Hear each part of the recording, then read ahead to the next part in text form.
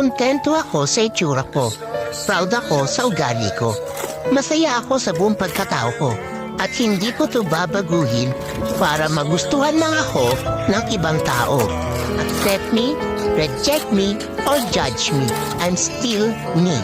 Because I'm born to be true, not to be perfect.